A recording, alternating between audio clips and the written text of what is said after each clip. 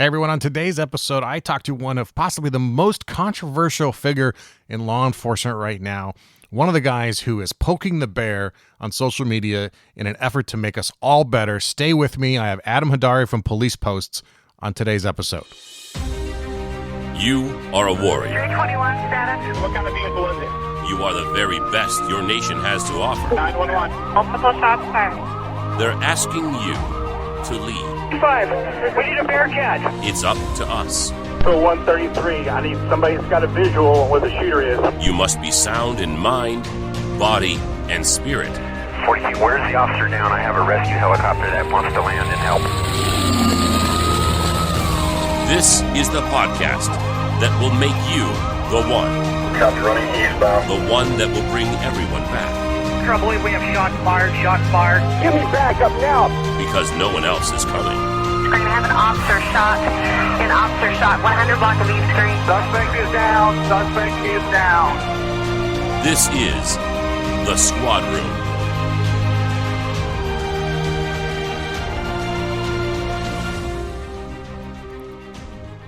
Hello, everybody. Welcome to the Squadron Podcast, the place for cops who want to create more resilience, improve their work-life balance, and attack each day with positivity and a passion for the work we do. On this show, we cover the tactics and strategies you can use every day to create a life worth living, both in and out of uniform.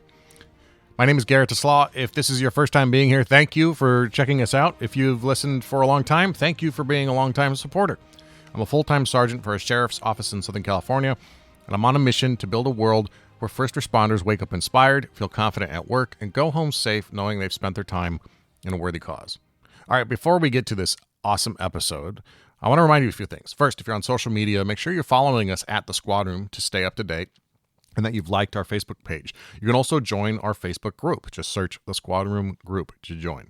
But most importantly is that you head over to thesquadroom.net and get signed up for our mailing list. People on that list get exclusive access to free resource downloads, and I send out a whole bunch of content that is exclusive to that list that sort of builds on the episodes that we put out on the podcast. So don't miss out on something that could help you out in your life. Join us at thesquadroom.net. All right, my guest today is Adam Haidary. Adam is the man behind the very popular and often very, very controversial Instagram account at PolicePosts. Adam's goal with PolicePosts is to utilize real-life video footage of police contacts and uses of force to generate a discussion around tactics and best practices. It's garnered Adam a large following, but it's also garnered him a large amount of people who claim he's just another armchair quarterback. Adam also runs Be Effective Training, and which customizes physical fitness training programs for officers and agencies. And you can learn more at effective.fitnesstraining on Instagram. And he's also the host of the Be Effective Podcast. And he's got a third Instagram account for that, at Be Effective Podcast. You know, in this episode, Adam and I, we cover a lot of ground. We talk about why Adam retired from law enforcement to run PolicePosts and then also Be Effective Fitness full-time, how he deals with that negative attention and the stress from daring to suggest there might be a better way, and why he gave away $1 million worth of training to U.S. agencies and why he had a hard time getting them to take it. It's really interesting. What he experienced, you know, and I personally am a fan of Adam's efforts and Adam's work. And we talk about it on the show a little bit. Ever since becoming a sergeant, I have used real video from real life encounters because there is no better teacher than something that has already happened and there's video footage of it. And it's like NFL film.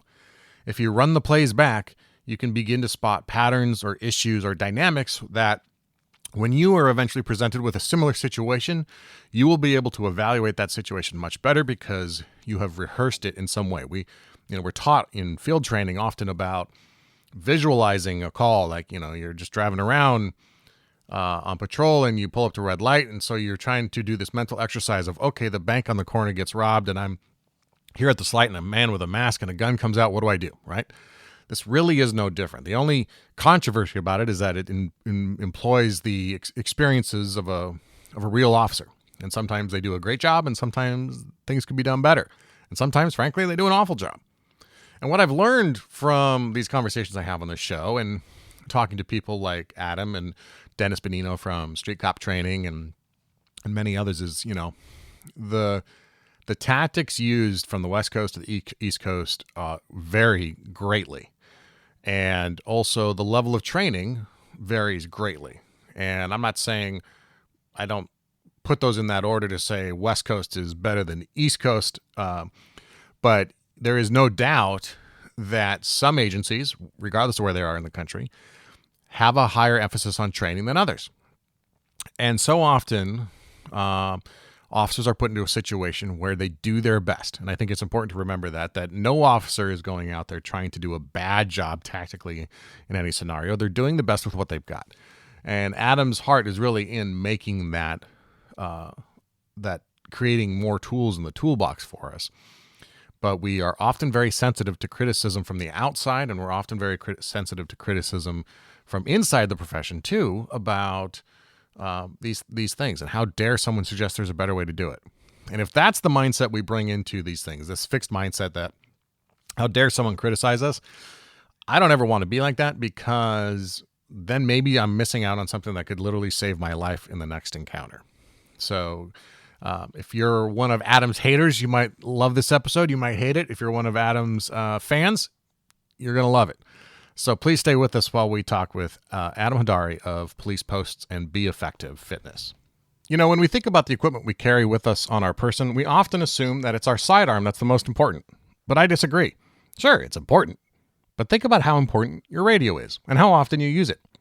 Statistically, you're likely to go your entire career without ever firing your sidearm. However, you won't go more than a few minutes in patrol without using your radio. It's your lifeline to the outside world. It's how we call for help, set up a perimeter, request an ambulance, or maybe a supervisor. And think about it. If you do end up using your sidearm on duty, it's very likely that the next thing you'll use is your radio to tell dispatch shots fired. Our radios are incredibly important to our jobs and to help keep us and our partners safe. And it's important to make sure that you're using quality equipment. We can't control the quality of the radio we're issued by our department, but we can often control some of the accessories that we use to make them better and make us safer. I'm proud that CommGear Supply is a sponsor of this episode. Head over to commgearsupply.com and you will see their massive inventory of microphones, earpieces, speakers, batteries, headsets, push-to-talk sets, and everything else you need to help you stay in comms and stay safe. Their customer service team will help you make sure you get the right accessories compatible with your system. Now here's the coolest part about CommGear Supply and why I'm so proud that they work with us. They have a line of duty protection warranty on many of their products. Yeah, that's right. If your gear ever breaks in the line of duty, they'll replace it. And prices are tax-free, and it's always free shipping on orders inside the U.S. and even to some parts of Canada. Go to commgearsupply.com right now and use that coupon code THESQUADROOM to get 10% off your order. Make sure you also follow them on Instagram at commgearsupply and let them know that you appreciate their support of the show. This episode is sponsored by officerprivacy.com. In the age of the internet, social media, and smartphones, there's so much amazing information out there that's at our fingertips. I can research any topic or person I want to and learn all about them, their family, and way more information than I really should be able to. The problem is people can do that same research on us too. Whether we like it or not, our information is on the internet, out there for people to find. Just accepting this and doing nothing isn't an option. We as cops have a giant target on our back these days. I don't know if you noticed, but it's kind of rough out there. Sometimes that's literally a target, and it's life or death. And other times it's just dealing with potential harassment. Either way, we don't want to expose our families to those risks. Being careful about what you post on social media, that doesn't go far enough. It's easy for a bad guy with an iPhone and free Wi-Fi to hunt you down. That's why officerprivacy.com exists. My friend Pete James is the founder, and he spent 25 years in law enforcement here in California, using much of his career to hunt down criminals and evidence on computers and on the internet. Pete knows how easy it is to find you, and since he's one of the good guys, he can help. OfficerPrivacy.com offers 2 packages to choose from to help you clean up your side of the internet. Their premium service, the one I use, allows you to sit back and let the professionals do the work, where they will work to scrub the internet's top 30 people search sites that can expose your home address. Then they will work to maintain your privacy by monitoring those same sites. If you show up again, they'll remove you again. And here's the thing that other privacy companies don't tell you. You will show up again. It's impossible to keep your stuff off the internet just that one time. It takes constant diligence. That's why their team is so helpful. They do it for you. Now, they also offer an at-home solution for those of you that have the time and technical ability to do it yourself. Using their proprietary software, you can remove yourself and your family members from these same top 30 people search sites on the internet, and then use their software to conduct audits as often as you'd like to make sure you haven't gotten added back yet. To learn more about how you can keep safe, check them out at officerprivacy.com/the squad room. When you sign up through that link, you'll get a free USB data blocker and your first month of monitoring is free. That's officerprivacy.com/the squad room. Hey, real quick before we start the episode, I want to let you know that there were some technical difficulties while Adam and I were recording this episode. His audio turned out fantastic. Mine, not so much. It's fine. You can hear me. You can understand me. It just sounds like I'm on a Zoom call instead of in front of a professional microphone like I normally am. Don't know why, but that's the way it is. So please work through that. I guarantee that we have fixed the problem for other episodes. So take care and listen to this episode with Adam Haidary. Adam Haidary, welcome to the squad room. What's going on, man? I'm really excited to be here. Thank you. I'm excited to have you. You're a sought after individual these days. People are looking to you, and we're going to get into all the reasons why. But was really excited to have you on especially after you were on Andy Stump's podcast, and Andy was a guest of mine. Oh gosh, a long time ago, and I really value his contribution to what we're trying to accomplish, and you are very much aligned. And I've been following your account, PolicePosts, for quite some time, and now a lot of people are following it, and you've created quite a movement, I think. So I love to talk to people who are trying to change the culture for good, trying to bring some positivity to it. And people may think that on the surface what you're doing isn't positive, but I completely disagree. So I want to dig into kind of the why of how you got to where you are right now, because I think it's a long story, but we can just talk a little bit about your background. And sure. You run PolicePosts, and you have the Be Effective podcast, and you're very much in the policing world. But how did you get there in the first place? Wasn't smart enough to be a doctor. No, kidding. I don't know. These days, seriously. It might have been the worst choice. Yeah, right. So in college, I loved medicine. I loved the field of anesthesia. I thought that was really cool, of how it worked, just biology in general. And then I realized that shit's pretty hard, and I like to have a good time in college. So changed my major 3 times. My best friend, who is still a police officer, both his parents worked for a pretty big agency in South Carolina. They were pretty high up there. Mm-hmm. So I said, man, they have a pretty cool job. Like your dad especially, he gets to go on these cool ass missions, has all this cool gear, like gets to train with dogs. Like, how badass is this? So you know what? Let me just try an internship. So I had an internship with an agency for about 6-8 months, and man, I was hooked. So that after college, decided I wanted to be a cop. And so, of course, I graduated and then sent out applications. I actually kind of had that, I want to do the military or want to do law enforcement. So I actually went military first. I didn't actually serve, but I was in the process of going, and then I got the application. Hey, you've been accepted for the position if you'd like it. So I had to make a choice there, and I picked law enforcement because I said, you know what, I can always join the military. At least that was my thought. And so I got into law enforcement, hired on. I was 23, so 2013. 23, 24 years old. Went to the police academy. So in South Carolina, was 12 weeks when I went, and then we have a post academy. So you have your pre-academy, the academy, then your post academy.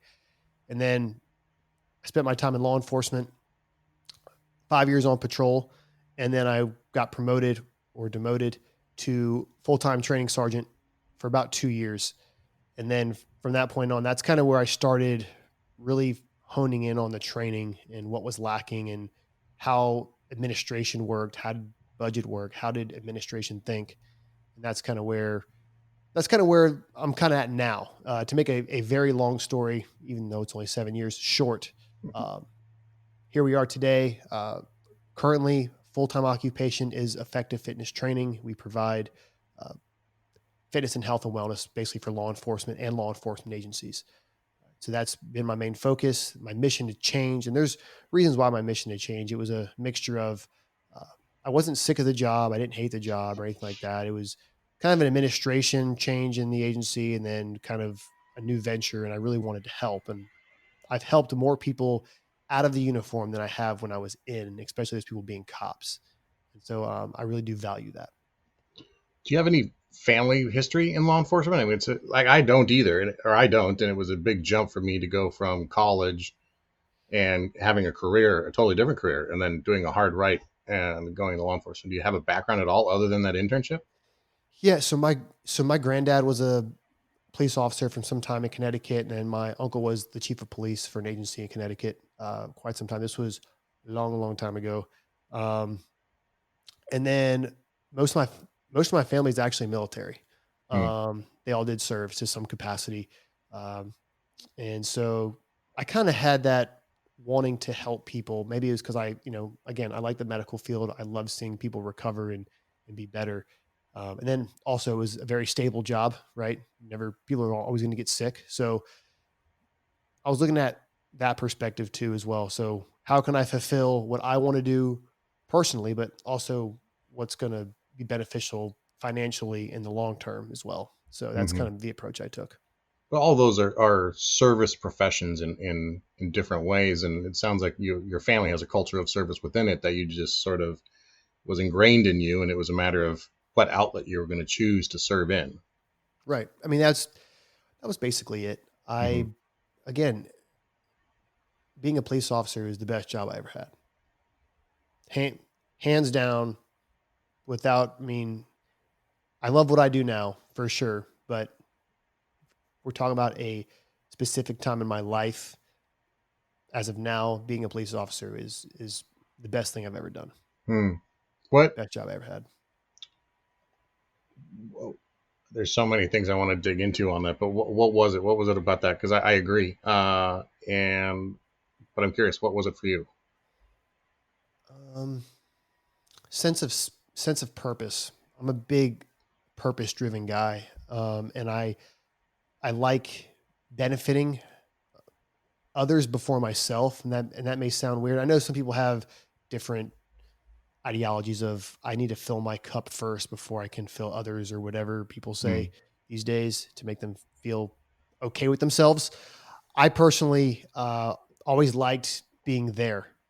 I liked being if someone needed help, if I saw something that occurred right in front of me, I could actually legally do something about it. Now it's like, man, that's pretty fucked up. Well, going to lunch, but even at that, I still feel that just my sense of purpose was there. And now I feel like my sense of purpose is kind of shifted. Again, the motivation and the drive is still there. Just the direction that I'm taking is just a different direction. If it was that impactful and that provided that much purpose to you, what was it that prompted you to exit? So it was a mixture of things. It's a mixture of administration. We had a administration change in my agency, and the major that was newly promoted was a piece of shit. And so just no education, knew absolutely nothing about law enforcement, thought he did, and that was the problem, and wasn't very open-minded to certain things. Don't get me wrong, I had phenomenal leadership. My direct leadership, my lieutenant and my captain, were two of the most amazing people in law enforcement. And I wish everybody would have them as supervisors, because it'd be a different world in policing for sure. They are cops, and they support their guys. And I'll say it till the day I die. So it was a mixture of that. It was a mixture of we were actually going in the right direction, and then it was a hard stop, right? It was a hard stop, and it was very frustrating, because it was like getting all this great training started. We have the budget, and then hard stop there. So that was kind of frustrating. And then Effective Fitness was growing. And so I had a newer company at the time that was growing, and we had to hire more people to work for Effective Fitness to grow it. And I was only being able to work part-time with Effective Fitness because I was a full-time police officer and training sergeant. So I kind of made a decision going, well, it's a business that I basically founded and started with a friend of mine who's a physical therapist, Eve Gigi, and phenomenal human being. And I was like, you know what? I'm going to take the risk. And I left law enforcement. one of the hardest things I ever had to do. I called my captain and lieutenant before I even sent in my letter, and they told me, they're like, you're making the right decision. And so because they saw the bigger picture for me, they saw that I was having success in another realm, but was still helping out law enforcement. So that was kind of my push out. And then just my whole focus was I can help thousands and thousands of police officers across the world Mm-hmm. in a very short period of time become better police officers through education, science, data, and just hard work. Mm-hmm. And so that's what kind of led me down this path that I'm currently in now. Yeah, it's what strikes me when you talked about how your captain and your lieutenant were good leaders, but they demonstrated that by seeing what was best for you and seeing the force multiplier you could become by leaving the agency. You know, the selfish thing would be to try to, and I think it's natural to convince somebody to stay. You know, we don't want to lose an asset. We don't want to, you know, any admin doesn't want to like replace someone in a position like the training sergeant that requires a steep learning curve. Like it would be much more advantageous for them if you stayed, but they chose to support you and push you towards what you needed to do. And they're right. Like you have a platform that affects, regardless of how big your agency was, right? It's 100x that now with what you're able to do. And, you know, you started with emphasizing physical fitness and the things and the wear and tear that goes into our bodies on patrol or in any position really. But then with police posts, you've really turned that into, you're putting your training sergeant hat back on and talking about things there that, you know, scenario-based trainings. And one thing I said before we hit record was one of the reasons I really wanted to talk with you was how I would use video. Video is the best teacher, right? I mean, we all sit around and watch cops. We all would watch live PD or, you know, real stories of the highway patrol back in the day, or, you know, LAPD life on the beat, whatever it was. We'd watch those things for entertainment. But what a missed opportunity to not watch for the mistakes or for what was right, to learn those things, right? Like NFL players watch film of the other team. Why wouldn't we watch film of the crooks? You know? And I remember when I started doing that, I got a lot of pushback in my own agency and a lot of people kind of griping or grumbling about this idea that we need to stay united and we need to not Monday morning quarterback each other. And I think that's the missed point because we're using it as a tool. I'd like for you to walk me through your decision process to start putting that stuff up and what it's been like, you know, in terms of the reception and the feedback you've gotten and why you're doing it. Sure. It's a pretty simple concept. It goes back to this. When you were younger and you burnt your hand on a stove, you realized really quick that stove has the potential to be very hot at times. So I'm not going to fucking touch it anymore because I could get hurt. You learn through experience. Very simple concept. People that say Monday morning quarterback on my page in a negative sense get blocked. There's no point in arguing. And I've started really valuing beneficial people and information in my life, not even on Police Post. Do I get pushback? Absolutely. Well, you weren't there. Yeah, no fucking shit. I wasn't there. Either were you. Right? Okay. What does that matter? The point is we have to look at training objectively without feeling, without emotion. It is what it is. We need to watch it over and over and over again and take away certain things from situations, right? But you can't overload the mind, right, with information. You have to pick one or two, maybe 3 points, major points that could have changed the outcome of that entire situation, right? So I've had hundreds of DMs from guys going, hey, can you send me this video so I can use it in roll call? Can you send me this video so I can use it in my in-service training? I'm like, I'll send it, take it off there. I don't care. I don't want any credit. I don't give a shit about credit. I'll go ahead and be that very clear. Now, if you're blatantly doing that, I'd be like, hey man, it's my voice in the background. I mean, it's cool, but it's not you. But I I want people to take away from it. I want them to see the bigger picture. And of course, obviously being Instagram, the public sees a lot of this. This is where I feel like I'm making an impact on that sense of things. But to be honest with you, I really do not care about the public's opinion. I really, really, truly don't. Use of force isn't pretty. That's just a fact of the matter. I'm not here to justify that use of force isn't pretty. I'm here to justify use of force. I'm here to make use of force better. I'm here to make cops more prepared for their job. I could care less what Susie down the street thinks of this situation. But if two other cops go, man, that's a really great point. Maybe I'm going to change my approach on traffic stop. Maybe I'm going to start utilizing cover a different way. Maybe I'll try this tactic as opposed to rushing a vehicle on a felony stop, or after it wrecks out, or after it's a disabled, becomes disabled. How can I do these things? And then again, you make the points short and simple, but then you direct them to someone or something to give them actionable items to actually train, right? A post is great. You may take away one thing from that post, but reps and consistency is what's going to actually make it useful, right? So we see a lot of issues, physical fitness, defensive tactics training, the overutilization of less than lethal, right?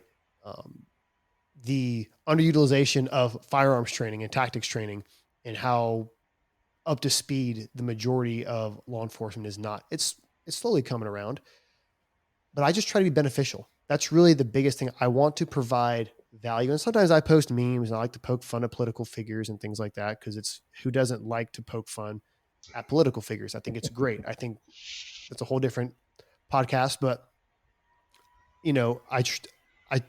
I try to keep it relevant. And unfortunately, political figures do have a role in law enforcement training at some capacity. So our goal is to understand what they're trying to do, figure out how law enforcement can do it better, to then create a better society, right? And then there are just certain topics where, just like I said, use of force is never pretty, but we can always be better, right? And that's always the goal.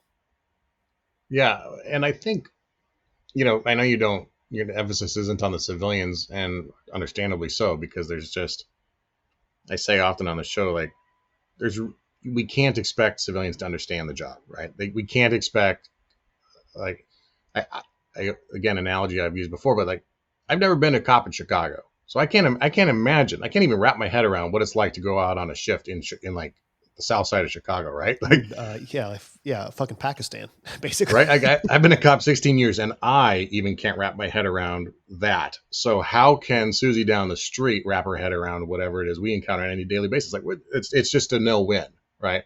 But Correct.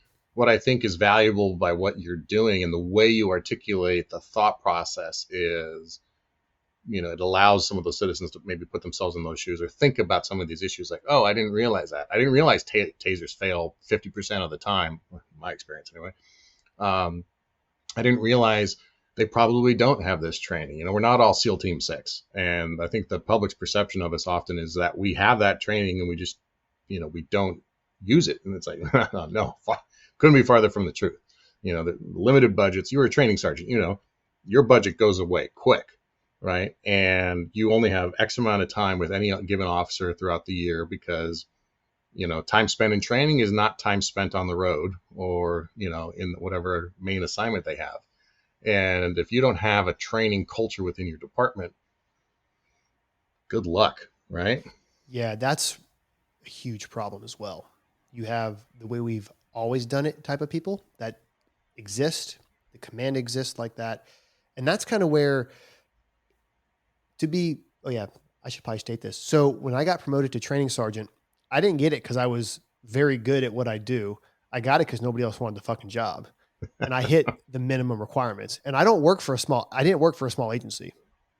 But I was very passionate about it. So when I sat down for my interview in front of the command staff for the job, they had hammered the questions, but I was already ready, because I had already been in this process of training for so long, and I had sent myself to so much outside agency training that I was ready. I had a TAC med program already made before I even got the job. So day one, I implemented a TAC Med program agency wide, and this was in 2018, I think. So they didn't even have, our officers didn't have tourniquets in 2018 at all. Mm-hmm. And that was why I had sent myself to North American rescue classes, sent myself to all kinds of stop the bleed courses. And I said, guys, we have to, this is a major part. And of course, not but 6 months later, one of our guys gets an officer involved shooting, ends up saving the life of the suspect he shot. And then one of our lieutenants, a couple months after that, he didn't actually respond, but he rolled up on a construction accident where a construction worker had his leg basically ripped off by a truck and was able to save the man's life. And the lieutenant called me the next day and goes, "Hey man, I did exactly what you taught in class and it worked." And that's, Lord knows what happened, all the incidents prior to that. That was just 2 in like, a 6 or 8 month span. Mm-hmm. And so for those brass or people who are in charge of training to not understand what lacking in training actually means, it means the loss of life, right? And that's the ultimate, there's nothing worse than that, right? You can fix paperwork, you can redo reports, you can, sure, you might mess up some evidence, like by accident, like your chain of custody gets fucked up or whatever. Okay. But nobody died, right? Mm-hmm. Like, how can we figure it out from a training aspect? Like, let's fix all of these problems before moving, before trying to fix other things that may not be that big of an issue. And I think that's what's the issue now is people are so scared to throw money at training. Obviously, with the whole defund the police stuff, some freaking training budgets are $0 for the year. Scary, right? It's should very terrify scary. anybody. Right. And, I've had the pleasure of talking with, so I don't know if you know this, but Effective Fitness, we gave away $1 million in agency training. And so one of the requirements was we had to do an interview at first, and then we had to have an interview with one of the command staff. And then the command staff had to then submit a video to us as to why fitness and health and wellness is important to their officers, not their agency, their officers. And will it make a difference in their agency? Mm-hmm. And so I wasn't expecting the turnout we had. I was expecting like maybe 27 agencies to apply. We had 350 in less than like 12 hours. Wow. From all over the world. But it was only for the United States. But I got to speak with probably 60 to 70% of those people. And just to hear how much money it was almost like it was a fucking song on repeat. It was just like the same budget shit. being slashed. Budget's being slashed. We have no money. Admin sucks. Admin doesn't want to hear it. And then I've had conversations with chiefs. They've called me and go, yeah, it's just not a focus. Literally. And so me not working for anybody, I can be super blunt to anybody. And I'm a super blunt guy now. I was a little more hesitant when I was in, because obviously, repercussions of words. I was like, Chief, if your officer's health and wellness and physical ability is not a focus, then what is? Just hangs up the phone. Wow. So yeah, it was an agency in Connecticut. I'm not going to say his name, but apparently he's a good chief. Maybe he was just having a bad day or something. But I was like, Chief, it's free. Like, you're not paying a dime for it. I don't understand the issue. Then of course, attorneys and their legal shit, but I digress from there. Yeah, no, it's, I've heard stories from many others of agencies like that, where it's just easier to put your head in the sand than it is to address the problem. Or even if you accept the help, that then puts you on the hook for actually doing something. And that's such a old school thing we all struggle with. I guess not all of us. There are obviously progressive agencies out there, but man, they're few and far between. But to have that response to your offer, to your giveaway, it's exciting in one sense that there are people who are out there who want to participate in this, but it's also depressing that so many people need to take the offer. Yeah. And I mean, even after we had stop the giveaway because again, we could only run it for 3 days and we had to individually, personally interview these people. Mm-hmm. Sometimes I was doing 7 to 8 Zoom calls a day for 3 months. That was just me. It was very fatiguing, fatiguing because it was the same story. Now it was pretty cool to speak with people all over the country, hear the different accents, but the same problems. Probably the coolest agency, this is total sidebar, was Tombstone, like the one that Wyatt Earp worked in. That was probably the coolest agency. I was like, wait, it's just Tombstone? He's like, yeah, it's just Tombstone. I was like, dude, that's so fucking cool. He's like, yeah, we're called Marshals. And I'm like, oh my God, dude. Oh, right. Yeah, that's right. Yeah. I was like, man, this is so cool. And I actually drove through Tombstone. I drove cross country a few years back and kind of drove through it. Super small town. They only have like 8 officers and 4 of them are part-time. Yeah, it was super small, but back to what I was saying was, yeah, it was crazy to see the amount of engagement we got, but it was very unfortunate to hear that the majority, and I actually was supposed to do a podcast episode on this and I haven't yet because I was still collecting more data, but upwards of like 90%, 97%, I think last time I checked, had any type of physical fitness assistance or any type of programming design for law enforcement, anything to that nature, that was provided to them through the agency. Some of them had gyms. I'd say upwards of probably over 50% had gyms that were available to officers. Now, whether they were open or closed due to COVID, that really depend. And then the majority did not allow them to work out on duty. Right. So I kept telling him, Chief, Major, Lieutenant, you have to provide incentive, whether it's an hour on duty, whether it's a pay raise, whether it's a performance evaluation bump or whatever the case may be. You have to provide something. Like, unfortunately, you have to provide something. It's not just being healthy and fit isn't good enough. But yeah, so just trying to find ways to implement a fully health and wellness program with continuous coaching it's pretty easy on our end because we know it works. It's just hard to get it into the agency to get everybody to buy in, especially older command staff. When you make those phone calls, you've talked to all these people, what are the other things that you're hearing other than the physical fitness program, which obviously is a big one and a consistent one, but what are the other things that you're seeing as consistent throughout the country? Defensive tactics training, the continuous defensive tactics training. That's something where some agencies are doing really well on. Really, really well. They're starting to understand, and there is a lot of data on this. There's a few agencies that I personally know officers that work at that said once they started restricting certain positions that they couldn't be in, and I'm not talking like the neon neck or any of that bullshit. I'm talking like mount or side control or very dominant controlling positions to where the officer is in control at a very high percentage, right? The fact that they started taking those things away, use of force started to increase. The dependency on the taser started to go up as opposed to the year previous or 2 years previous where they had very low taser deployments, very low, like hard hand control or whatever people call it now these days, striking. It was mostly like empty hand control, top pinning, just tiring out the suspect enough to where it's like, okay, I'm gassed out. Like, let me go ahead and just turn around and put my hands behind my back. Right. That's really a big one right now too, as well. So besides the fitness, I would say that defensive tactics training is bad. Everybody talks about the firearms training.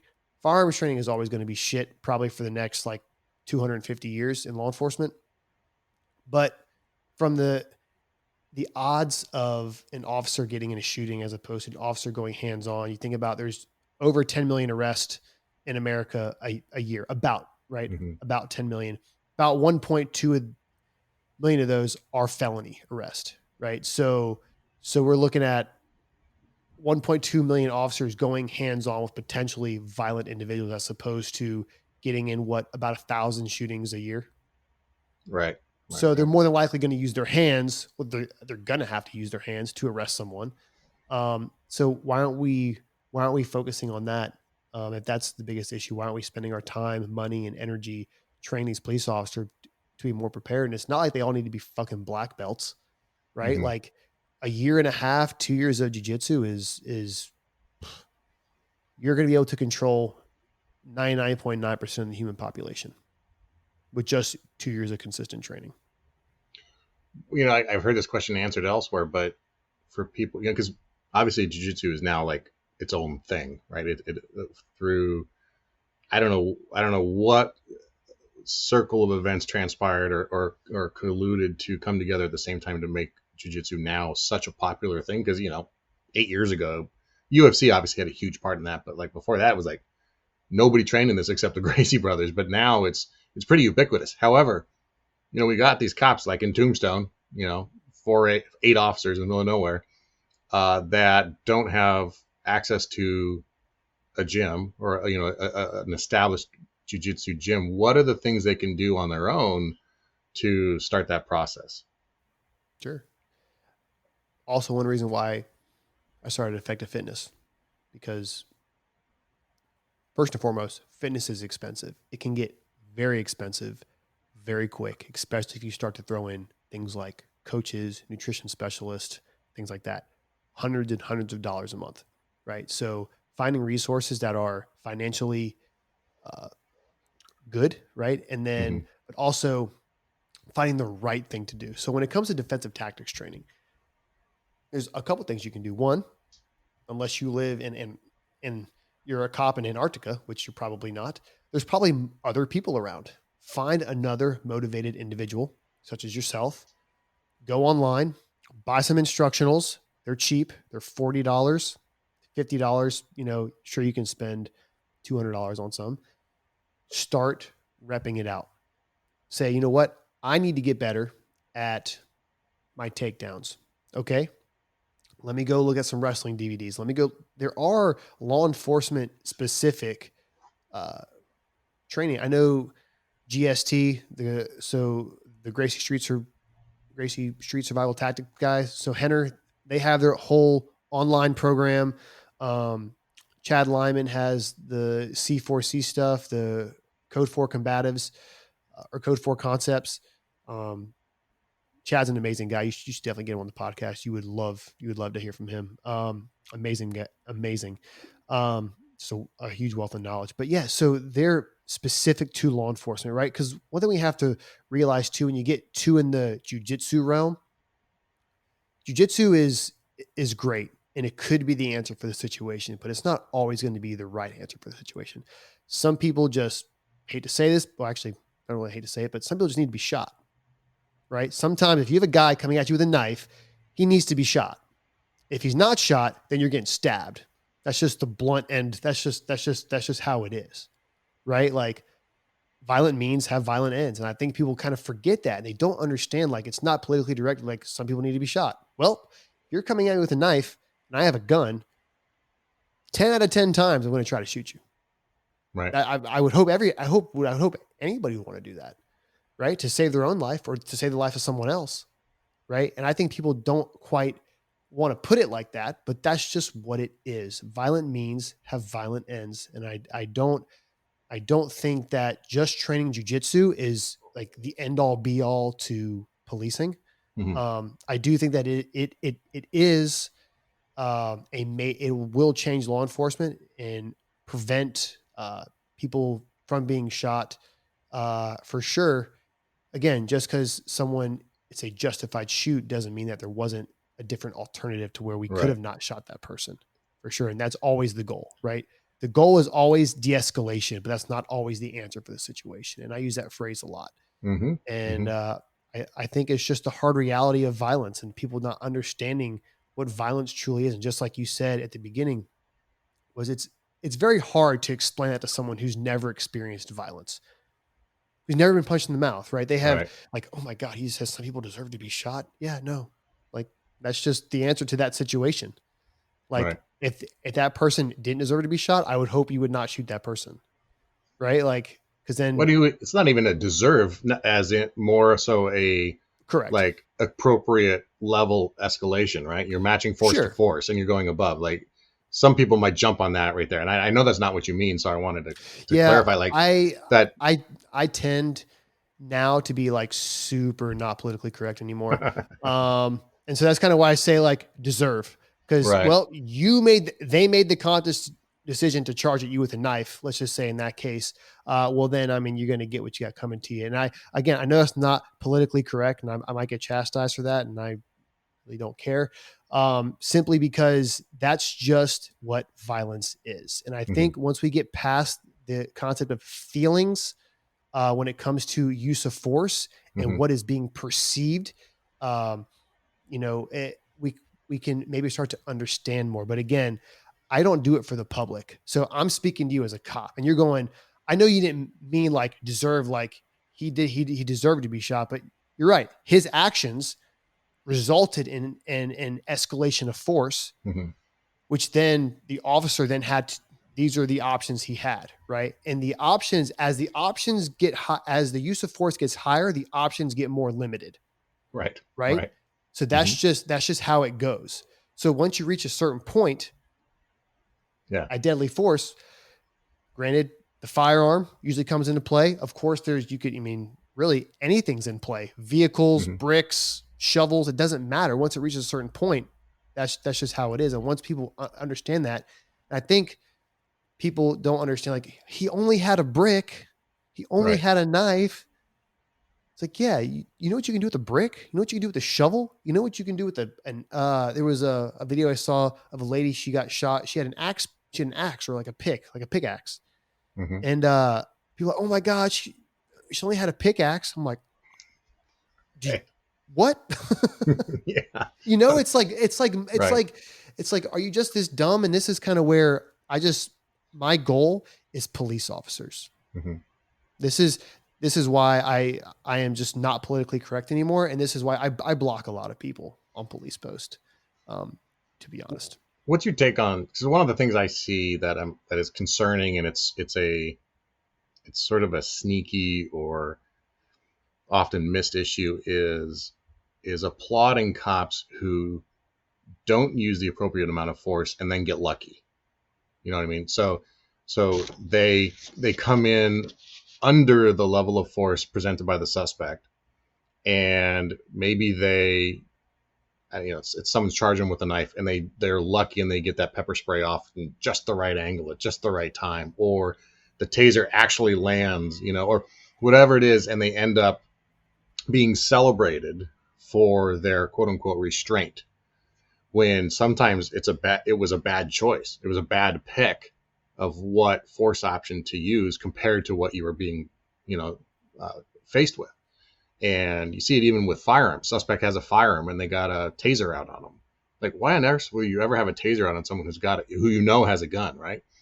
And we, through this fear of litigation and this fear of lawsuits and this pressure from those outside factors, we often celebrate that as a win, And I've had a podcast episode about this, but I talk about this in my briefings, but how we as police officers need to have a preoccupation with failure.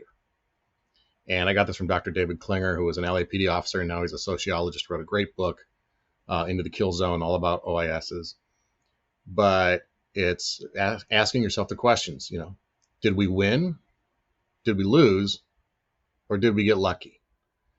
And if you can answer those questions and think those thoughts through and answer them in that way, then that's how we should be evaluating any of these use of force issues. We should be evaluating every traffic stop with those issues. We should be evaluating any contact we have, whether it's a positive interaction with a citizen or not, or a search of the vehicle. Did we win? Did we lose? Or did we get lucky? And if we can evaluate ourselves on that premise, I think we'll see that so often uses of force are a matter of that we got lucky, and that it's not that we won it and we really, really hope we don't lose it, but we just got lucky. And sometimes we got lucky using the right tools. We got lucky because we picked the right option and the forces aligned and it worked. And other times we made a bad choice, but we still got lucky and won the day which we'll still take as a win, of course, but we need to be rather self-critical of the choices we make and understand how to make those things work together. After the riots and unrest of the summer of 2020, I began to get increasingly concerned about the fact that so much of my life is out there accessible to the public. I've been trying to figure out where that line should be drawn between what is shared on this podcast, on social media, or in interviews I give, and what should remain private for the security and safety of my family. Even though I'm a public person, that doesn't mean I want my personal information out there for the bad guys to find. I've arrested enough of them in my career that it makes me nervous to think my family could be exposed to those dangers. Not long ago, a suspect showed up at the front door of my partner's house 45 miles away from the station. I've had enough worry, but also I felt completely outmatched by the internet. I mean, it's the internet. Trying to take my name off of Google seemed insurmountable, and I learned that honestly, it is. But there's a lot we can do to protect ourselves, and that's removing our names from people's search sites and breaking the links between our home address and our names. I learned all this from my friends at officerprivacy.com, who are here to help me clean up the internet and the paper trail that is my life. A quick Google search shows a shocking amount of information about where I live, where I used to live, my family members, their names, their addresses, and even phone numbers. We need help protecting ourselves from the bad guys. You have partners on your beat, so get a partner on the internet. Check out officerprivacy.com for more information and learn how you can get started cleaning up the internet.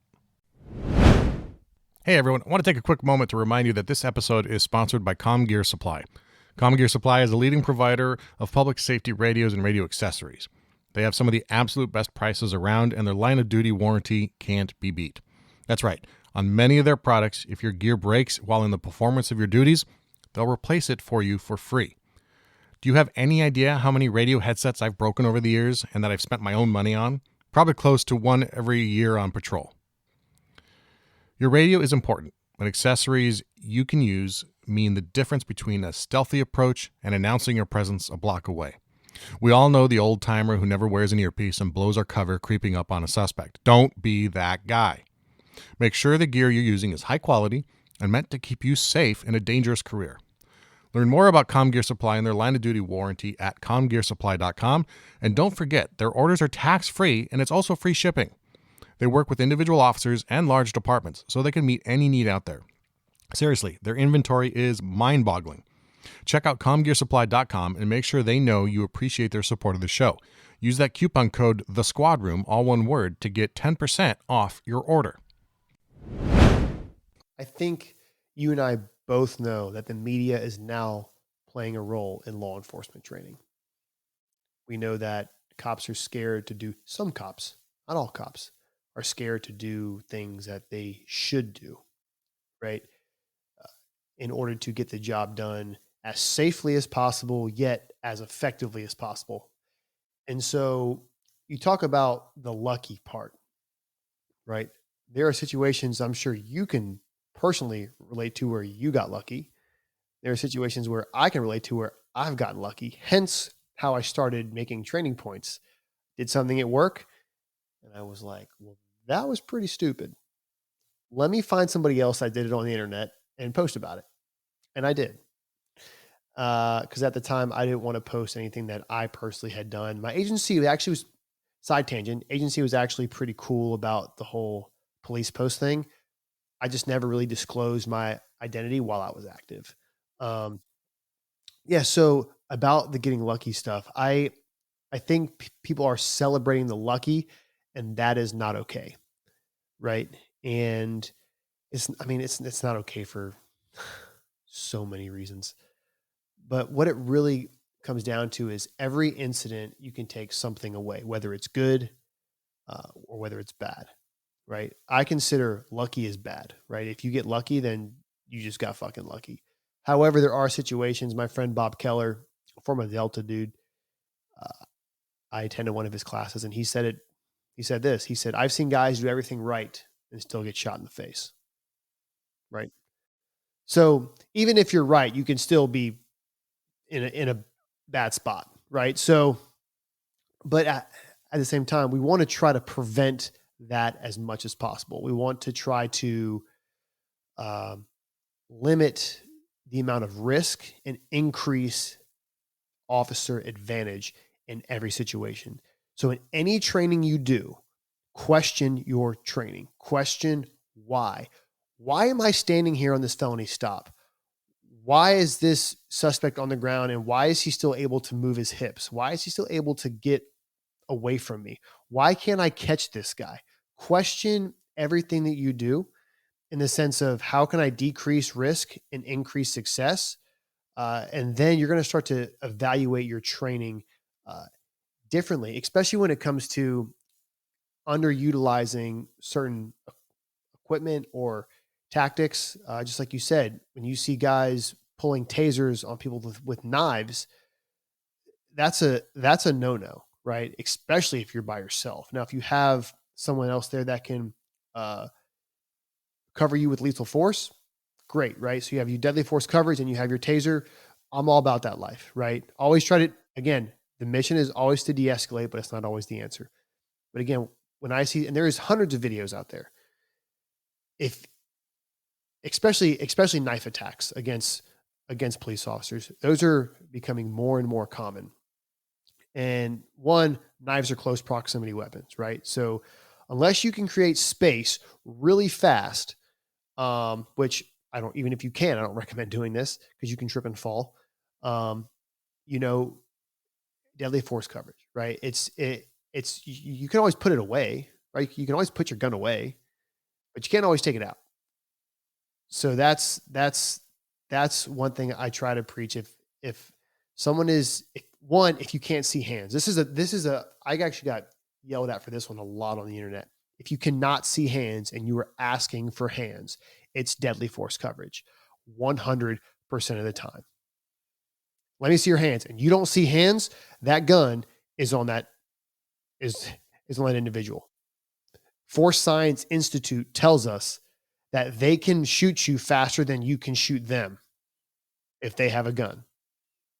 So set yourself up for the advantage. And that's kind of where I have an issue with some of the training that is currently being taught to law enforcement. And we really discourage officers often from doing what's necessary. There are agencies out there where you have to write a report if you pull your gun out, full on report about circumstances. And yes, if you're in a situation where you're pulling your gun on somebody, you're probably writing a report already and just making sure it's a good one and you articulate the why of all that. But exactly, there are other, but obviously, and I understand admins need to document stuff like that if it's seen in public, especially. But there's things we do, that being just one that dissuades officers from doing what is right. What is appropriate, and what's right is not what online justice warriors want to think is right. Because, like you said earlier, which is 100% accurate, that use of force is never pretty.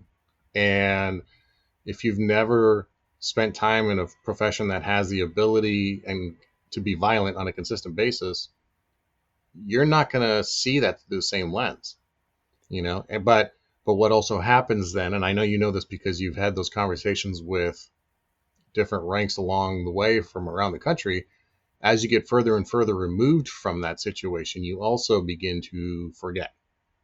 You forget what that's like. And I can tell you from my own personal experience, after being off the road for 3 years now, I forget, and I find myself thinking, oh, why did they do it this way? They could have used a lesser level, or they could have done this, and there's a fine line, and I bring this up because there's a fine line between criticizing for the purposes of making everybody better, or just criticizing because that's not the way you would have done it, or that's not the way we used to do it, or, you know what I mean? Like there were plenty of times I sat with a young officer who used force that was completely justified, but like you pointed out, maybe wasn't the best option. Sure. Maybe there were other options down. And almost always the best option is if you have the ability to slow everything down and just call for the world, right?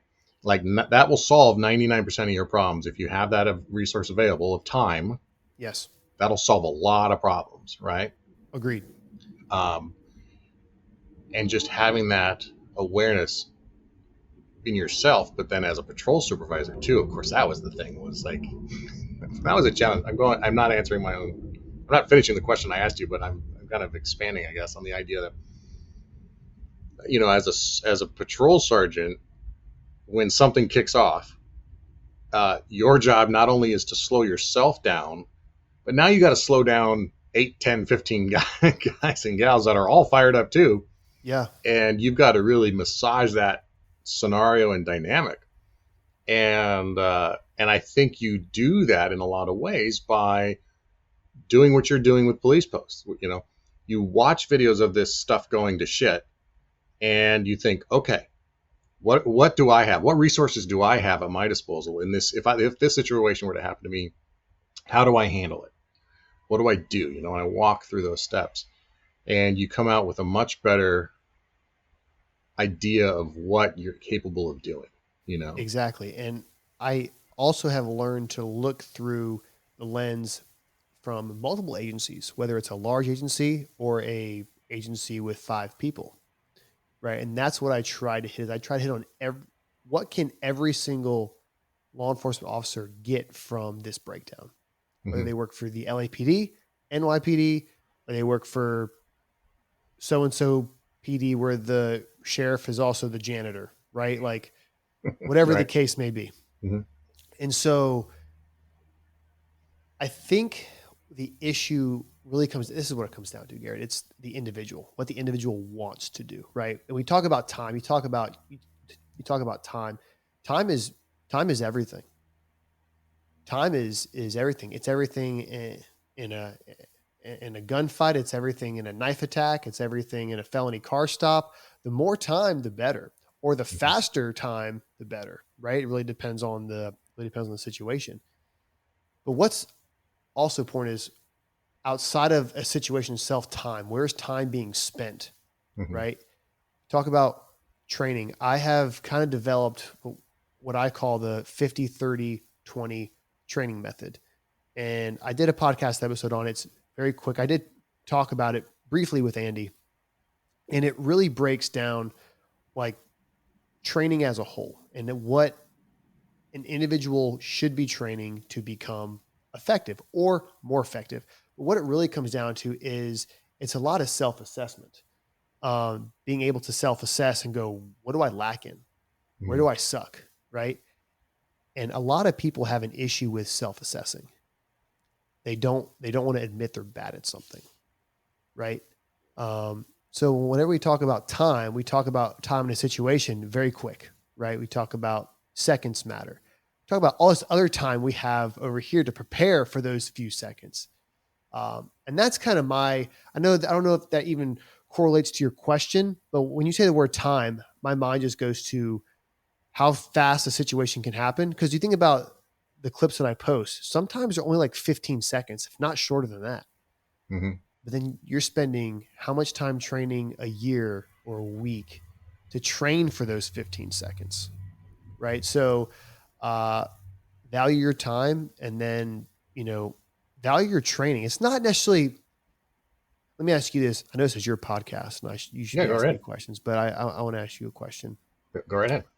When you were in training, even as a patrol sergeant, did you feel like you had a lot of wasted time in training? Not like blank time where you were doing absolutely nothing, but I mean like you were attending a training or death by PowerPoint and you were like, this is a giant waste of my time. We could be doing reps of something else. I think, I think anybody who's been on for any amount of time has had those experiences, right? And what I noticed was after the 2008 crash, when budgets went to nothing, and it was like they were counting out the bullets to hand to you for the range, like everybody got 20, and that was tough. And that went to the lowest common denominator training through no fault of anybody's who was in the training, system at the time. But the flip side of that is that I've been lucky to have training sergeants who are extremely passionate about training from day one. And training lieutenants and, the cadre up there have always done what they could with what they have, and if you're going to training and it's a PowerPoint, oh gosh, what a missed opportunity for some scenario training and some real world hashing it out and acting. And I'm lucky that my particular agency has a heavy emphasis on that stuff. We just opened our own shoot house. I mean, we've had a shoot house for a while, but now this one is like insane. And they really invested in stuff like that because, again, I'm in a lucky position where I think my agency has always had an emphasis on that and being experiential, But I've also paid for training, gone to training from someone else, outside, and been like, oh, 8 hours of PowerPoint, huh? Okay, here we go. Yeah, right. And then you don't actually pay attention. Right. I mean, I can tell you right now, man, I got absolutely zero out of PowerPoints. Now, obviously, like the legal stuff, sure, like the law changes and things like that, that's always going to be PowerPoint. There is no repping that one out, right? You're going to have to you're going to have to read the case law, right? You're going to have to read the policy changes. That's understandable. When it comes to firearms tactics, sure, there should be a classroom portion, but I feel like the majority of that should be how can we get high volume reps? Because that's what's going to ingrain it. Now, I asked you that question. I already knew the answer to the question, but that's exactly what I wanted to hear, because it's not, law enforcement doesn't need more time training. It's the quality of training that needs to be better. You can get a shit ton of training in a short amount of time if it's good training, right? If it's the right training, if it's fine-tuned and driven by something other than the chief likes it. Yeah. Right. It's got to be driven by something. It's got to be a data approach, a scientific approach to law enforcement. Where do the problems lie in our agency? And then how do we fix them? Right. What are the action items that we need to fix these problems? Right. And the action items, how do you find those? Because you're just not going to be like, oh, well, we know this is a problem. We know that we're having too many failed taser deployments. We know that we're having, when guys go hands-on, suspects are being able to escape and run or whatever or whatever the problems may be. How do we find those? Well, we have to find legitimate, vetted trainers, not the dudes wearing the red shirts, because Lord knows, may God have mercy on their souls. But like, just because you attended a train the trainer class for 4 days doesn't make you an expert in defensive tactics. Hate to break it to you. So this is where it comes down to the individual as a training sergeant or someone at that capacity to say, okay, how can we really utilize this in-service time or block training, whatever you guys call it, time to really benefit these officers? And there's different things that are coming out now, right? That agencies may not have heard of, right? There's virtual reality simulations where you can get high rep volumes, low ammo. It's portable. You can take it to any location. You don't have the big screen anymore, right? I actually get to tinker with one in a couple of weeks. I'm pretty excited. That's cool. Yeah, it's super cool. And like even the ballistics of like the vehicles and the virtual reality are relative to like real life vehicles. So like the engine block, the A pillar, B pillar, they all have their ballistic property. The glass has the rake of the bullet. It's amazing, right? Technology. This is the stuff I'm talking about. How many reps can we get around vehicles? We know that 37% of law enforcement engagements occur in or around vehicles at low light. 37%. That's a lot. How many times have you shot around a vehicle at night in your agency? Once. And that's with, just how the logistics of it. Yeah. Once. Right. So, maybe more, but I think I can only think of one. Right. Okay. So it didn't make a lasting impression. Right. It did because I hit the patrol car. Yeah. Right. So it's one time that you remember, but yet this is what 37% is what happens. Right. Excuse me. I think it's 67%. 67%. It's super high. Yeah. It's a high percentage. It's high. 37% of law enforcement shootings, police are sitting in their vehicles being ambushed. Do not recently. That's off the top of my head, but I'm pretty sure that's accurate. So when you look at that kind of data, even like the fitness data, 40% of cops are obese, right? The average age of a police officer is 57 years old. That dies. Like that's the average life expectancy of a police officer. Because you also think about the average cop encounters, in a 25-year career, almost 800 to 900 critical incidents in a 25-year span, while the average person, the public, is 2 to 3. So 800 stress, adrenaline dumps, that's almost a critical incident every day for 3 years. Right. Yeah. It's insane. And then what are we doing about it? Probably nothing. As you experienced with the chiefs and everyone who wouldn't take your free money. Yeah, absolutely nothing. One thing I want to touch on real quick. Sure. We talk a lot about like shooting around vehicles and all that and firearms, but and training, but there's nothing that says that we have to wait for our training cadre to help us train in these scenarios, right? Like if you're a patrol sergeant, you've got a great opportunity. And I know some agencies, this doesn't work because you're straight out of the locker room on the calls, or the briefing structured in a way that doesn't allow for it. But the vast majority of the agencies out there have a briefing where, you can go outside and set up the traffic stop and set up the felony vehicles and practice that. And, you got a shift and it's 3 a.m. and you've got nothing going on. Grab your people, put them in a parking lot and do a canine track. Practice tracking with a canine. Practice that high-risk vehicle stop in different scenarios, different patterns, and especially focus on that communication, right? How do we communicate the next move so everybody knows what's happening? And then we really practice what that does. We practice slowing down, and you get those reps in, and it's like, that's free. It's free to do. Free. And again, there's almost no beat in the country where at 3 a.m. everything is popping off all the time. You can find those things, and it takes a very conscientious and proactive patrol sergeant to grab everybody and say, we're going to do this. This is important to me. It's important to you. We're going to practice passenger side approach, whatever, it could be anything, but it doesn't have to be sitting in the squad room, in the parade room, in the briefing room, just, reading off a sheet of paper. And you were 100% correct.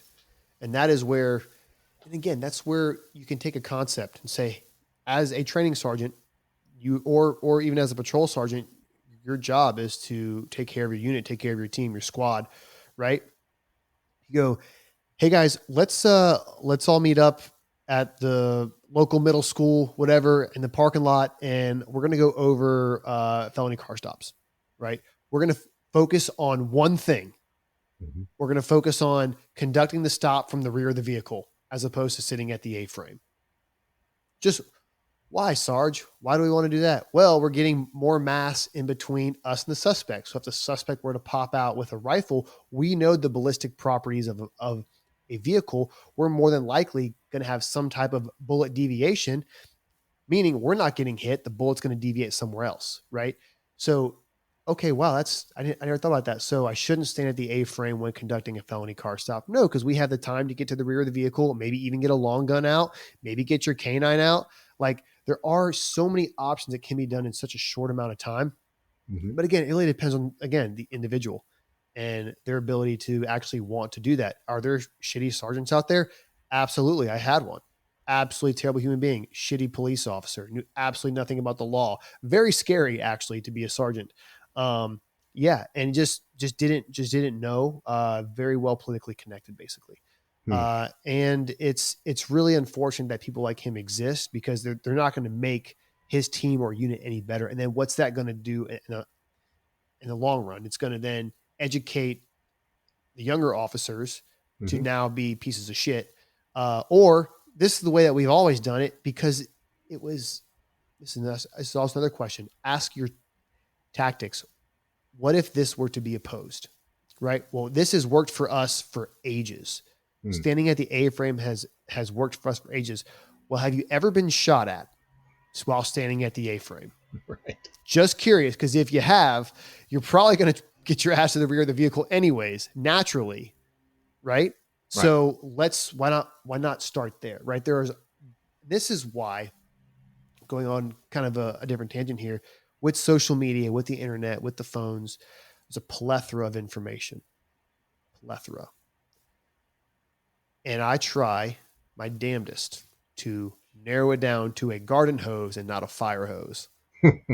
And this is why some people, they get a lot of conflicting information, right? And some people they're just hard-headed and set in their ways, and that's fine. But being able to decipher through what is good training and what is bad training is really going to be dependent on your ability to be able to dig through that company's background, that instructor's background, and really see if this is something that you can actually benefit from. And especially if you're going to waste not even your money, but your time. Talk about time. Time is everything, man. It really truly is. Just like everywhere else, time in your life is the most valuable thing you've got, right? 100%. Slow it down as much as you can. So I want your opinion on something, because I know you're going to give a good one, and I'm probably going to bite my tongue a bit. Unlike me, keep going. But you're the right guy to ask this. You said this once on a post.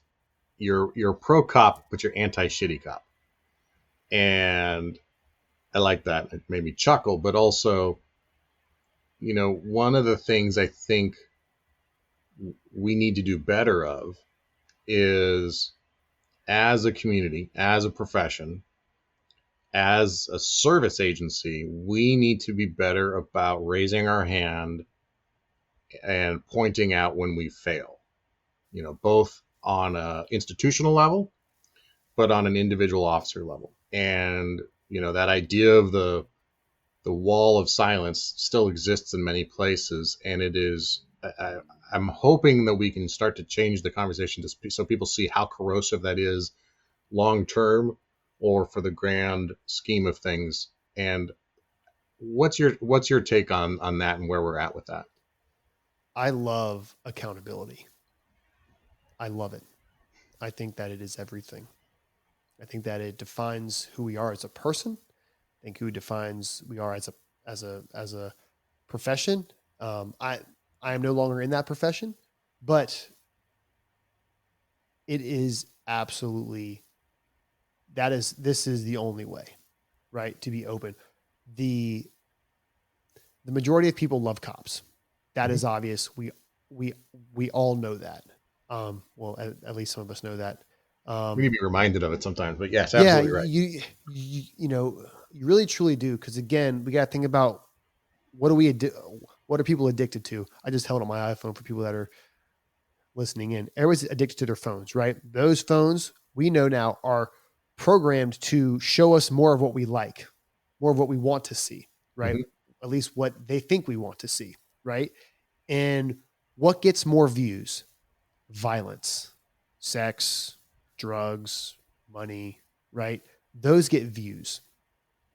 So accountability is absolutely everything. So when we're reminded that the majority of cops are being liked, but there are still a vast majority of people that do not like the police, right? Now, why don't they like the police? They had a bad experience. Someone they know had a bad experience, or they're criminals because they just don't like the police, which I think people have a hard time understanding that. Like, man, this is also another thing too. There's a line. You have good proactive police officers doing their job, right? They are taking bad people off the streets. What happens when bad people don't want to go to jail? They complain, right? So then complaints are made against the police officer. Well, okay.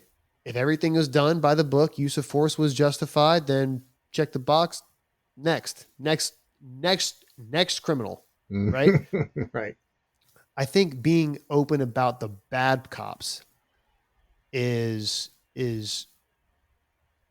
again, is everything. You almost have to make an example of it. Like we're taking care of it. Now, are there, I don't know the stats on this, but I think last I heard there was like 3,000 IA investigations a year on police officers. I think 3,000 to 4,000 a year. Meaning that's got to be one agency. Pretty good number. Huh? That's got to be one agency. That's way low. Yeah, I can't remember if I heard that, or that resulted in them being fired. That sounds, yeah. Maybe that's what it was. Dude, I read so much data. It's insane. Like so many studies and statistics and stuff. It's insane. But I want to say it's 3,000 to 4,000 police officers are maybe fired a year due to IA investigations. Well, I know that IA will open an investigation for anything now. But I think it's getting better. I think the pressure from the media is forcing agencies to be more upfront. You see a lot more agencies releasing body cam footage a lot faster because they're like, we don't want the city to burn. It was justified, you know? Yeah.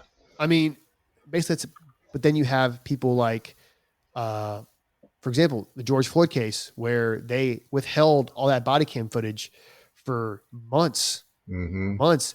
Hundreds of people died, right? I mean, would it have made a difference? Me personally, absolutely. Was it a horrific situation? Absolutely. Right? Was justice served? Well, we will see, right? That court case, yes, the trial happened. He was found guilty, but that's just the beginning of, I think people don't really also understand what court actually is. That's also a whole other conversation there. Right. You know, I think the accountability is having now, is there over accountability where police officers are being fired for doing sometimes their job? Right. Yes. Right. The Atlanta officer. Yeah. He just got his job back. Yeah. So you talk about Officer Rolfe, I think is his name. Yeah. That's right. Yeah. Rolfe, you know, justified shooting. I watched the first time that body cam footage came out just watched it one time. Justified. Textbook. He had a taser, turned around, shot the taser. I don't know what else to tell you. Like that's a justified use of force. He met force one level above force that he was receiving. Any officer in the country was all like, I don't see a problem. Ended the threat. Right. He stopped the threat. Now it was like, and then which also to the point, the Georgia DA did just deem that tasers were a deadly force weapon like 4 weeks prior to this incident. So whatever, you know, but again, then you have that issue. So finding that balance between legitimate accountability and then just being politically scared. That is, I think, where right. It's kind of being teeter-tottered right now. But so much of that then ends up on us as individuals. You know, we can't wait for if our agency has some big event pop off, we necessarily, unless we're the chief or the sheriff, we can't control if that body cam gets released or not, right? And that's a long-term thing. But what we can do on a day-to-day basis is hold each other accountable. You know, and that's one of the things you did as a training sergeant. It's a job of any sergeant, is to hold your people to a standard that, you know, protects them. And I think that's often a missed part of supervision or training.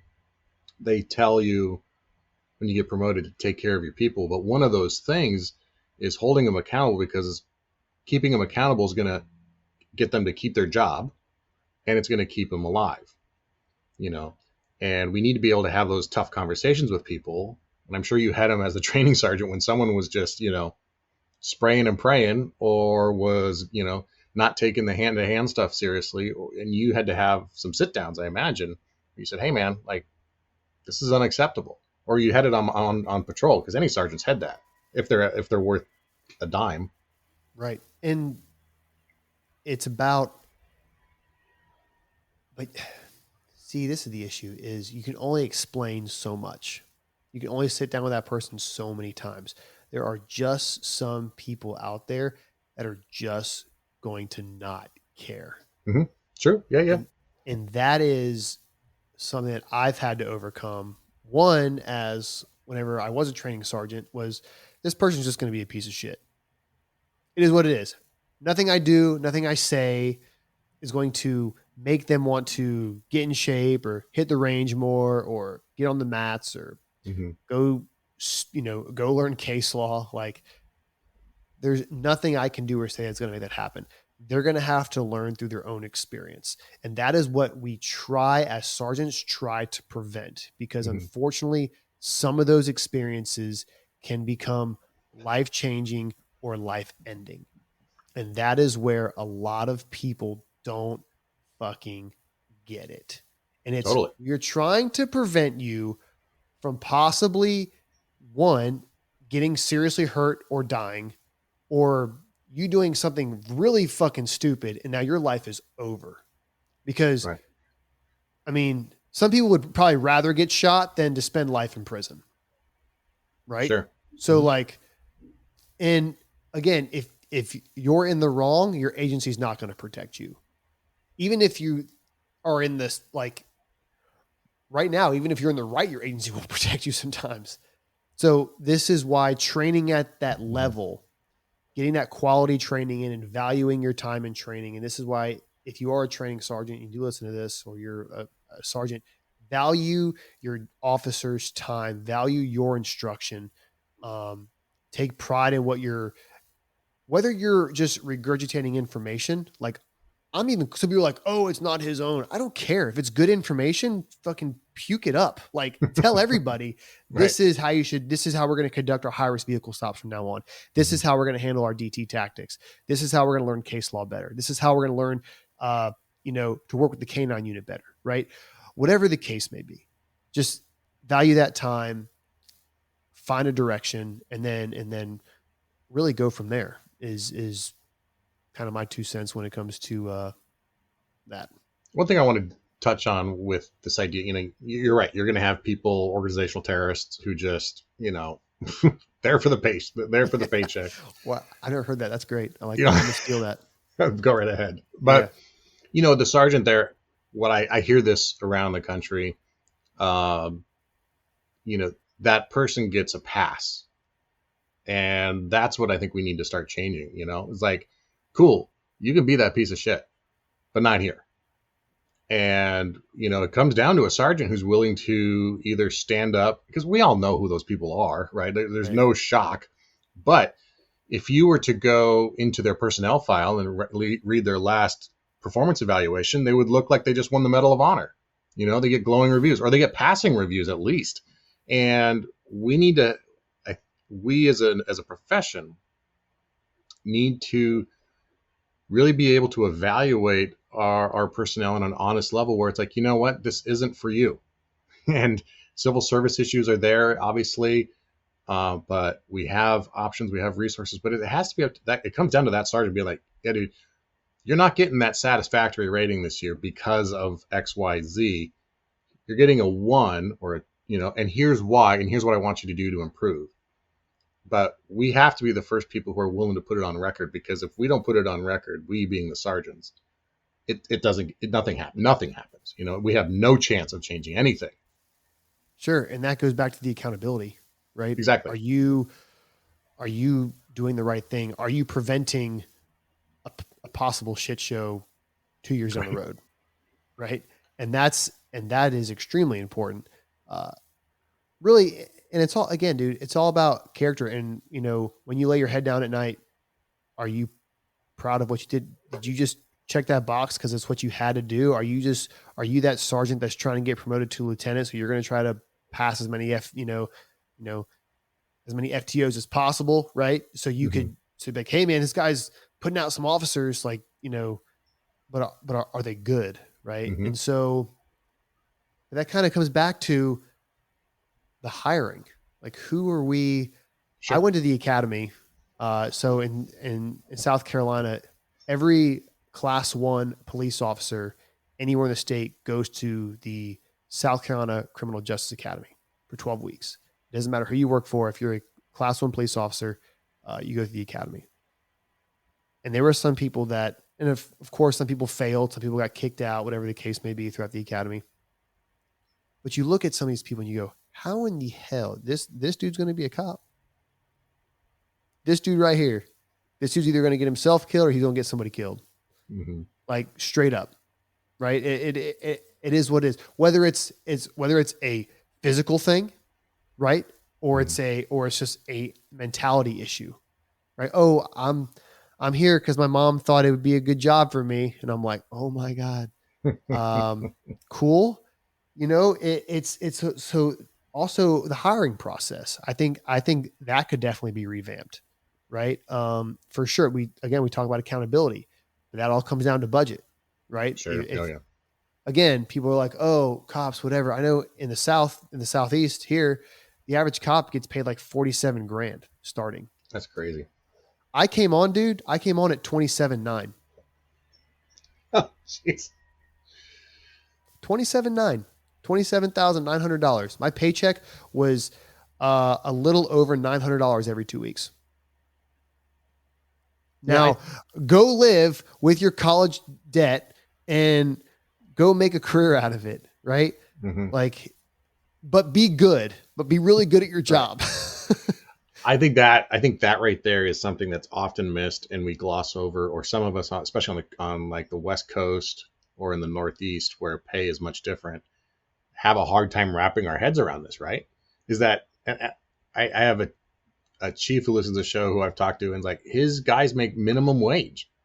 Like you could go to McDonald's and make the same amount of money and not get shot at, or you could be a cop, you know? And the fact that these guys still sign up to become a cop blows my mind. And my heart is completely open to them and just can't say enough about how impressed I am that they would even choose that. Sure. But how do we then, but we really are in this catch-22 of, you know, agencies don't have the money, but you've got a minimum wage officer.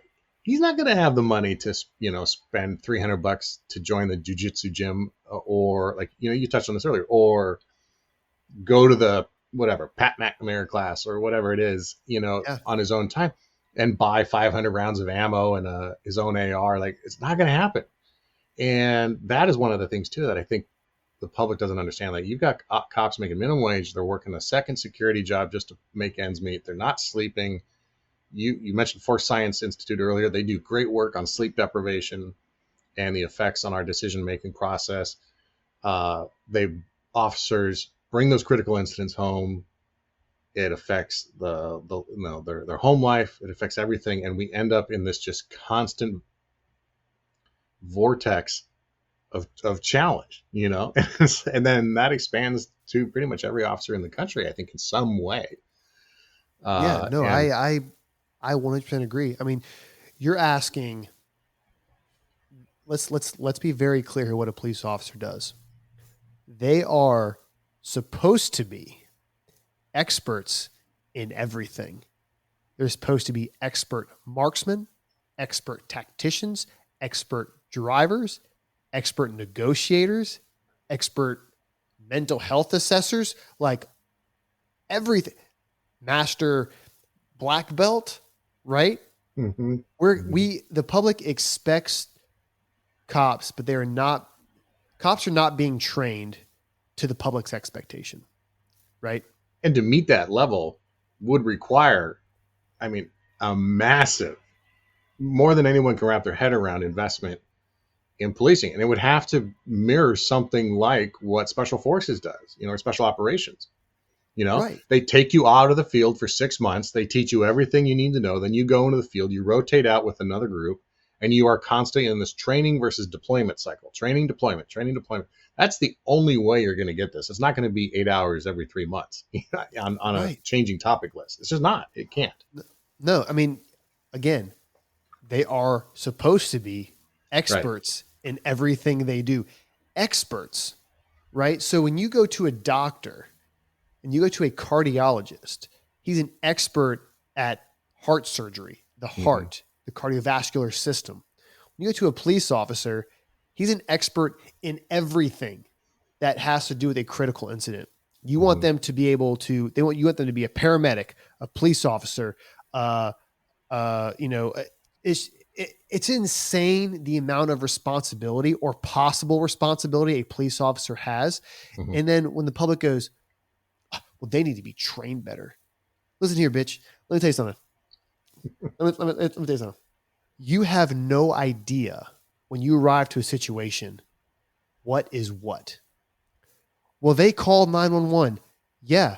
You know how many calls have been ambushes on police officers? Mm-hmm. right? Do you know how many people who call 911 end up being the person that ends up going to jail? Right. Right. It does the plethora of situations that have occurred in law enforcement. This is why cops have the best stories, because you literally cannot make this shit up. Right. Like there are probably stories you could probably go on for hours about situations you've encountered, and people be like, that never happened. You'd be like, no, it did happen. I promise you it happened. And you're like, how does that even happen? And people, again, you're like, well, again, it's the greatest show on earth. This is why it was the best job ever, is because the things that we see and do, does it affect us mentally? Even if you don't think it does, it does. I've met some of the hardest dudes, military guys deployed overseas, became police officers, and then then just compounded over the years, and then it hits them like a ton of bricks. I have a friend right now, a very close friend of mine, who's going through that right now. He went dark a few days ago. I reached out to him. He was like, yeah, man, I'm getting help. Right. Good for him. Military dude, multiple deployments, college educated, police officer, patrol sergeant, and I told him, dude, I am so proud of you, man. I can't even tell you how proud of you I am right now. Like a phenomenal human being, trains at the highest level. Jiu-jitsu, he's a pretty high belt, right? Shoots regularly, phenomenal, very smart. He that shit just gets to you because of everything that he's experienced in his career. The shit you just cannot make up, right? Affects everybody differently.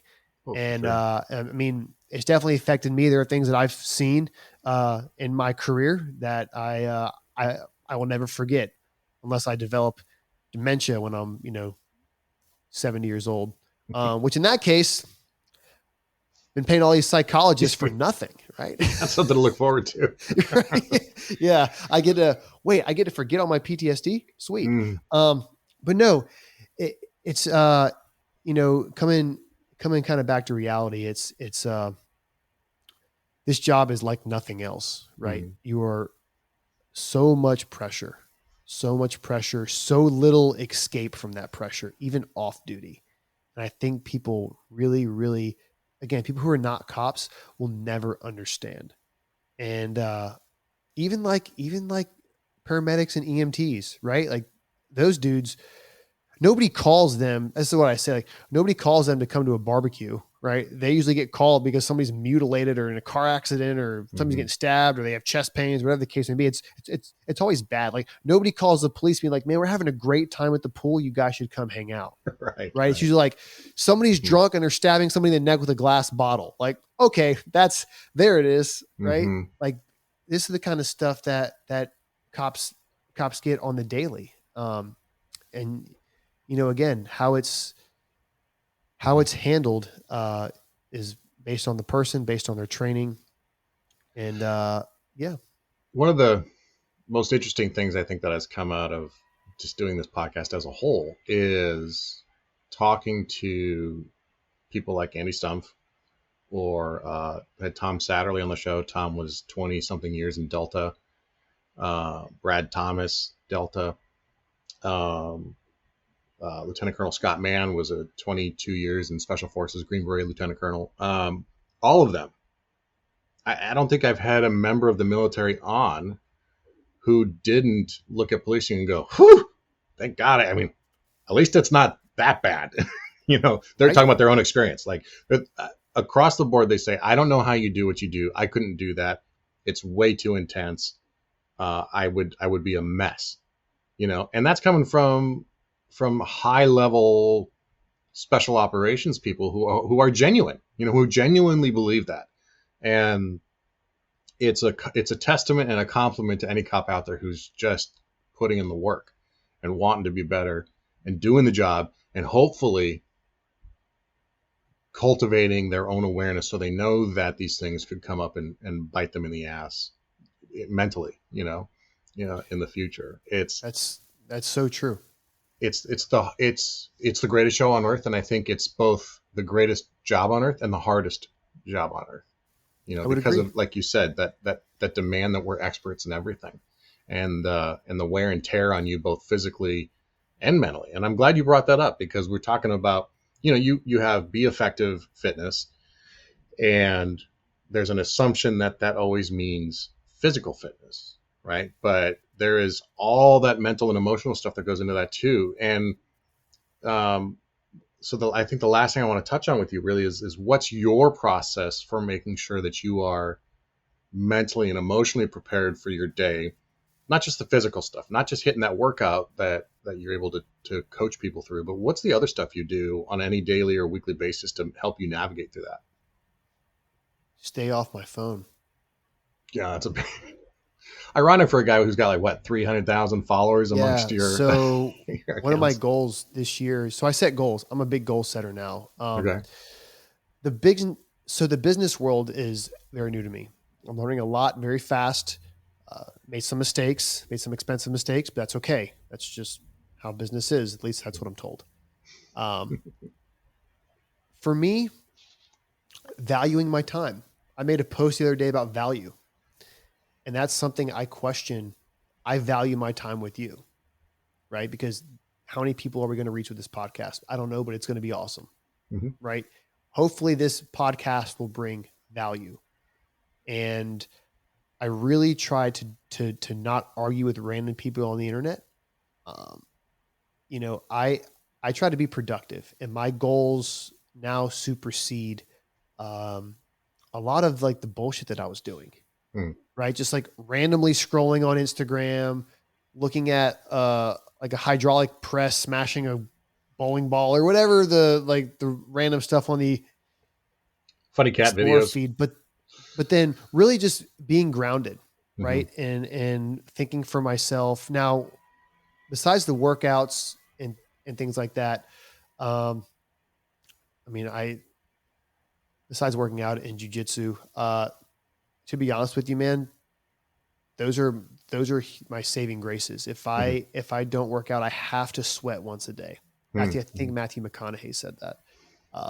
He has to sweat once a day. I have to sweat once a day. I have to do something. Whether I sit in a sauna, well, right now here in South Carolina, I can just go stand outside for 7 minutes. Yeah, it's hot as shit. And mentally, it just makes me feel better. I feel like I've been productive. I feel like if I'm not productive every day, I wasted my time. And for me mentally, that's obviously important. I am starting to value sleep a little bit more.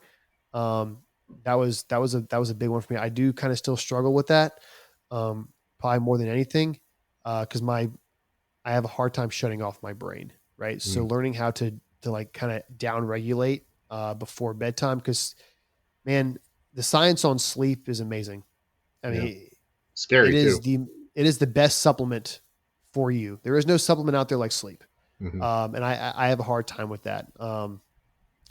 When I was working full-time as a police officer and running a fitness program, and I'm telling people how important sleep is, and I'm working 18 hours a day, right? And I'm like, yeah, guys, sleep's so important. And I look like I'm a zombie in the videos. I'm super counterproductive here. I'm not practicing what I preach. Right. So, for anybody listening, try to, if you can prioritize something, sure, diet's important, workout's important, all that stuff's great, but sleep will change all of that for you. Especially your mental process as well. Just your cognitive ability and your mental capacity will increase greatly just by an additional 1 hour sleep. Garrett, I'm sure you can probably add to that as well. Oh no, it's absolutely true. And it's what I struggle with most. And I have just the cocktail of sleep disorders that most cops have, or a lot of cops have anyway too. And, lifestyle wise, I have noticed recently, with podcasts like you're working the shift, plus you're working extra, doing that kind of stuff, you're up till oh my gosh, it's midnight already.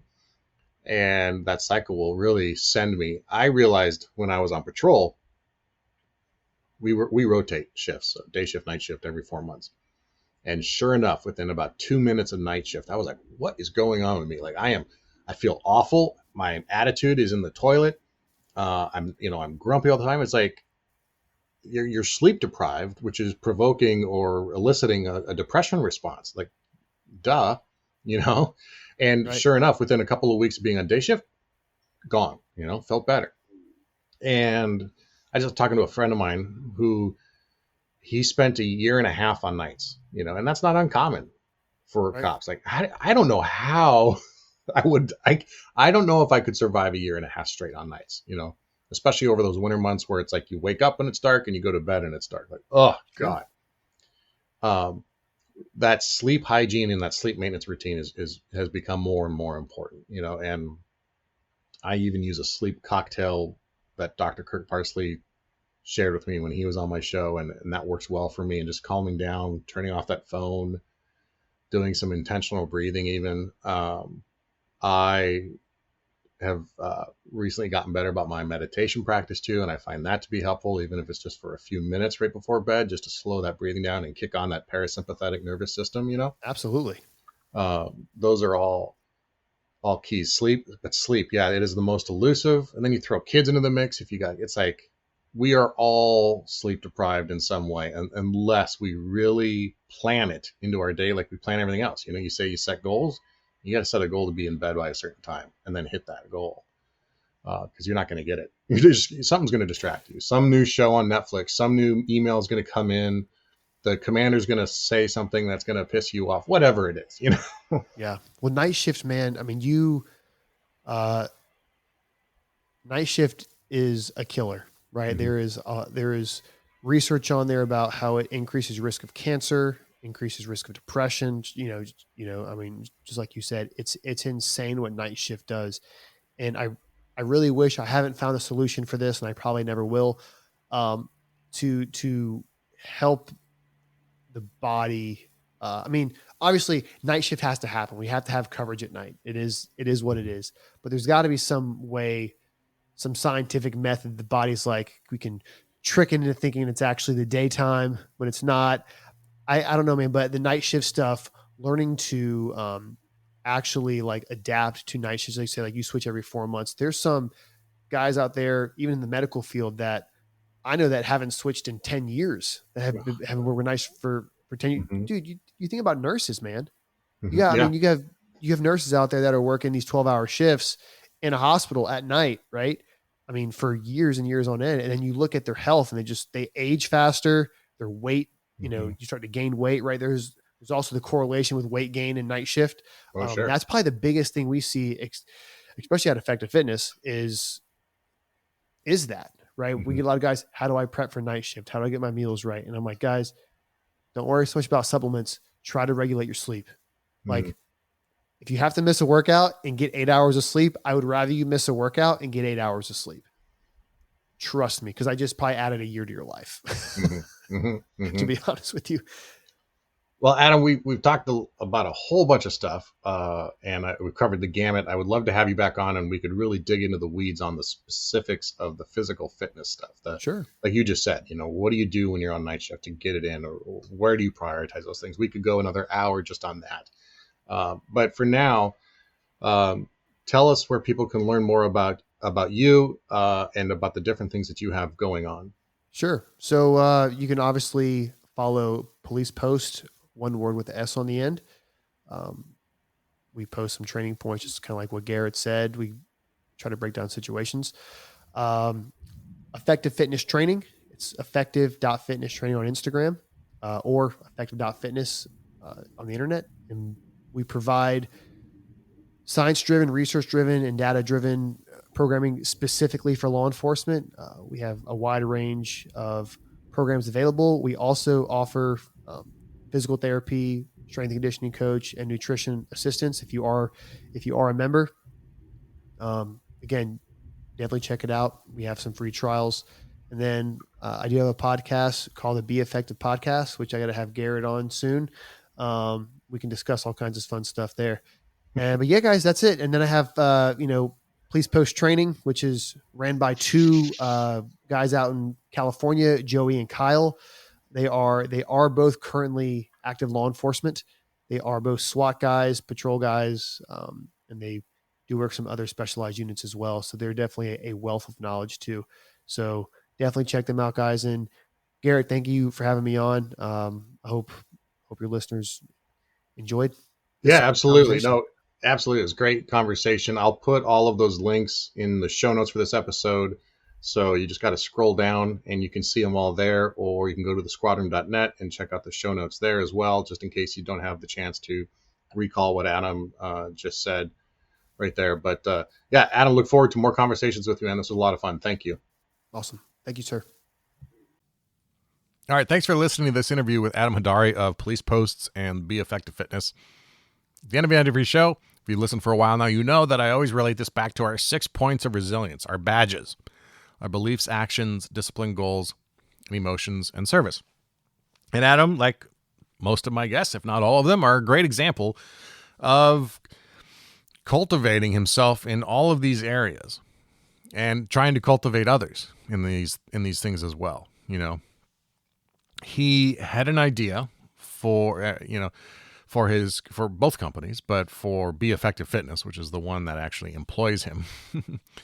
And he saw a need that was out there, and he believed that he had the ability and the skill set to go out and help create positive change. And, you know, that's a belief that most people, a lot of people anyway, myself included sometimes, ignore. You ignore the idea that you have something to offer and something to give.